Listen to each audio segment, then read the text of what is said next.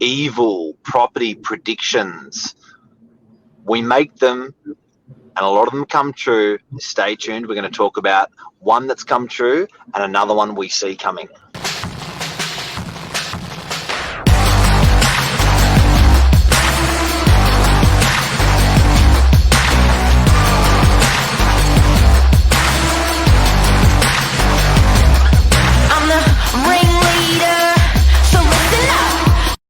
Good morning, everyone. Welcome to Morning Minutes, episode 525 with myself, Michael Bergio, Mark Novak. Property predictions, property trends. This topic's pretty close to our heart because it's really what we're trying to do in this show, and a big part of what separates shit agents from good agents to great agents, where some people may think real estate's like the casino and you're paying roulette, you're just picking a number.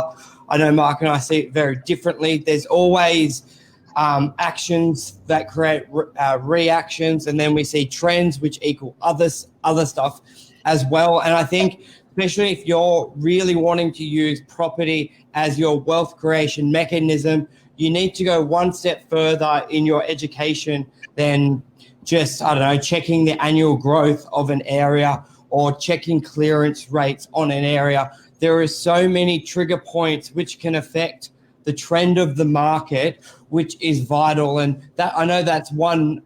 Mark and I, we always talk about technical stuff as well, but we also like to throw in trends we're seeing, patterns we're seeing, and a lot of people have access to that information. But the key thing in the great agents and the great property people, they can digest that information and basically come up with a conclusion, a prediction on that information, and that helps our clients with their property decisions. It's a simple answer. A question could be, should I sell my property now? And most agents be like, yes, sell it now.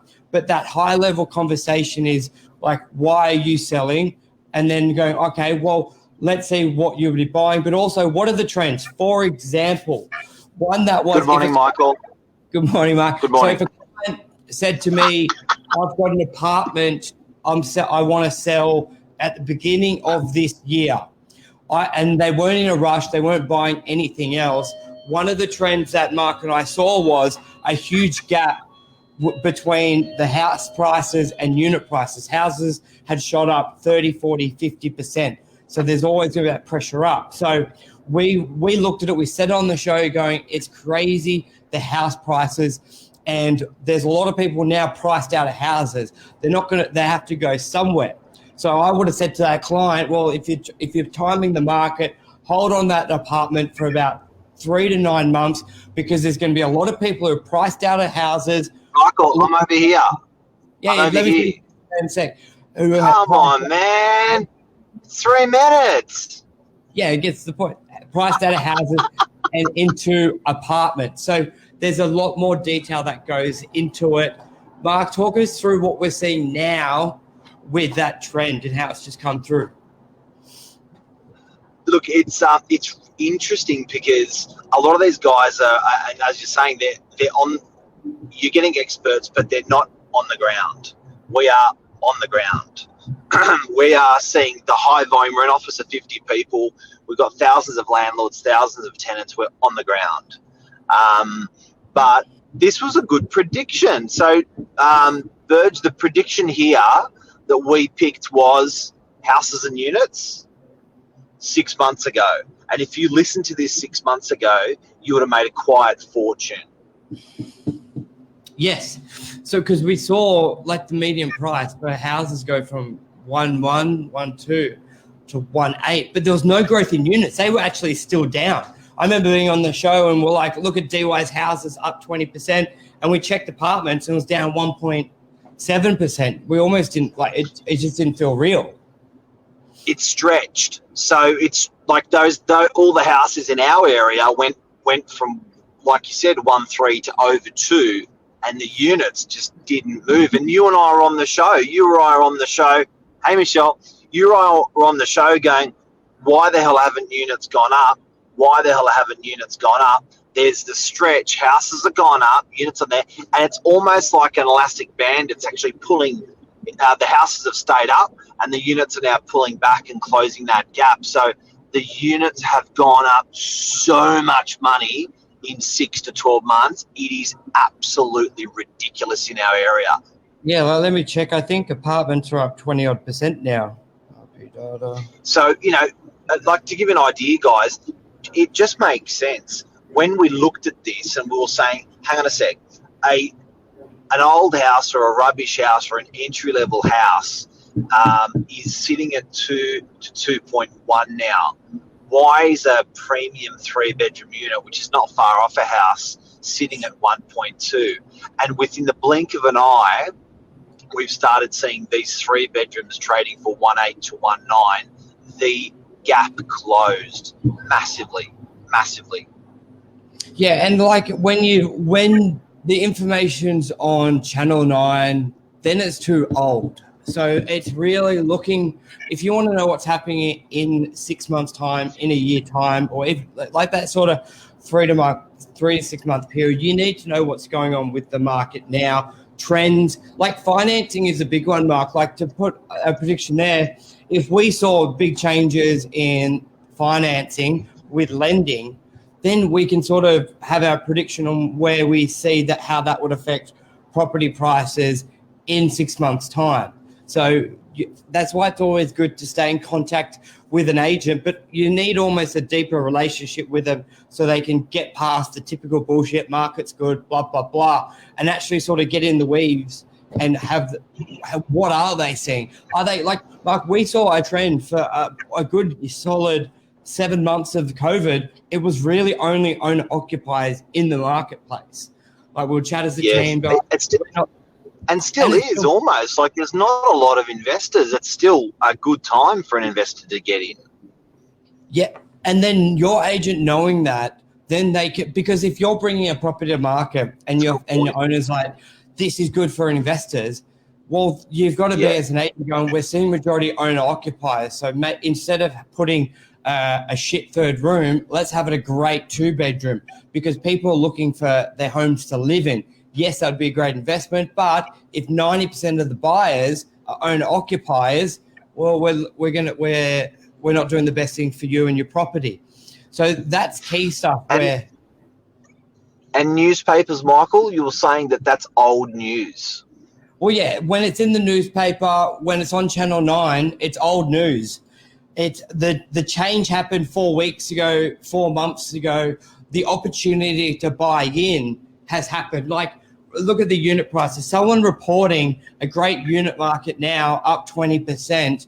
If you're only hearing about it now, you've missed the upshot. Like, it's past. You need to pick this trend 6 months ago where units were actually negative. When the media showed units losing money, that's when you needed to buy. So it almost goes opposite to what people would normally think. But Burge, we were calling it. Yes. We were saying it, we were calling it, we were telling people, we were spreading the word, and it happened. And that's because Lisa's saying house prices moved so fast, it outpriced many buyers. So now they're even paying over for apartments to get into the market. That's the trend we're talking about. Yeah, and like I was saying before, we can all have access to the same info. It's how you digest it. Like 7 months ago when we all had that information, the information was unit prices down, houses going well, let's buy houses was what everyone was saying. We want to buy houses. But what we thought was, hang on, there's been such a great surge in houses, but there's always going to be an effect somewhere else. Now, with all the attention on houses, how do we think that's going to impact units? And mainly by a price point sensitivity, knowing how hard it is to get funding. Like, Mark, it's not someone with a loan of 1.3 can't just get a loan of 2 million. If that was the case, we may not have seen the upshot in apartments, but us knowing how difficult it is for people to get bigger loans, we're like, well, they're going to either not buy or they're going to have to buy something else. And what else are they going to buy? Apartments. So when everyone's talking about houses, we were looking at units, we were advising their great value, and 6 months later, they're up 20%. And Burge, we saw the reciprocal happen as well. Do you remember, like through the GFC, we saw units actually start to go bananas and houses restricted back. Again, that negative elastic effect. So it's amazing on those property predictions when you talk to your agent. Michael, your haircut today? Yeah, it's pretty good. Yeah. So your mum's getting really good at it, mate. No, she's good. She's a good woman. She Yeah, cooks, bless her. does my cleaning, does my hair. There's not much she can't do. Clothes, everything, ironing. Everything is perfect. But yeah, it was getting madness. It was getting madness. So but the main point of today is like you need people, in summary, take in as much information as you can from as many sources. And obviously, especially like think of the transaction. The sources that have what you want. So don't go to the pub, play the poker machine, and ask the guy next to you if you should buy or sell a property. Go to the guy who owns a lot of property and go an expert in property who owns a lot of property. So even agents aren't experts if they don't own a property. Like seriously, go to someone who's a bit of a mentor or a bit of a guru swami with property investment. Get your advice from them. Don't get it from the guy in the pub. Try and dig a little deeper with agents and get the trends. Like, what are they seeing? Not just, things are up 5%. Why do they think it's up 5%? Like, is there a new school being built?